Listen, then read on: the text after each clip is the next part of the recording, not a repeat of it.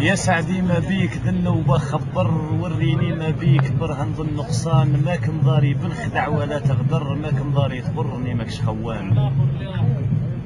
انت كنت سلاح عندي متوفر ومرسم للضرب في صيد الغزلان، ساعة عدت اليوم جاي ما تنعرض، وريني ما بيك ذا النوبة عيان.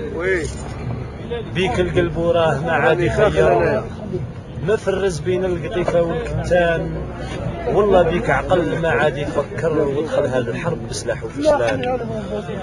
حشمتك بالله صارحني وجهر، وريني ما بيك ذا النوبة عيان، اشكالي مصايب المحنة والضر، وبكالي بدموع تجري بالغيدان. انطق لي قال سامحني واعذر، ماكش داري سباب همي يا غلطان، ما بياش سباب خلتني حاير، وما بياش جوارحك منهم غيظان، بيا ربي خالقي واش يصور، وبلاني بهموم خلط لي لوزان.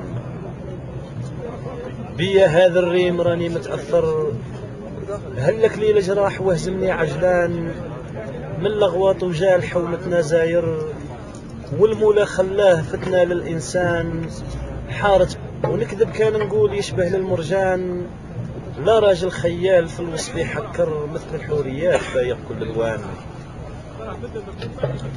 النمر اللي كان نقسم لك بالله يلزم تتحرر، وبعد المحنة نرجعك زاهي فرحان، ما دامت الايام واحنا في ذا الدهر، ما نرجع من دون بالزين الفتان، ماني ولد حرام ولا مولا شر، لا اليوم يطيح دمعي يا الاخوان.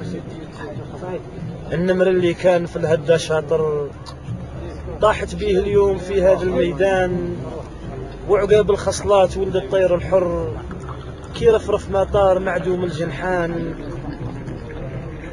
رحت لها محتوم نشكي هذا الضر، قلت لها يا الزايخة تاج السلطان، راني في العلال واشتاق الخاطر، ودوايا معلوم ينقصني حنان، جيتك قاصد قلت لدوايا نجبر من عمق الفؤاد تسقيني كيسان.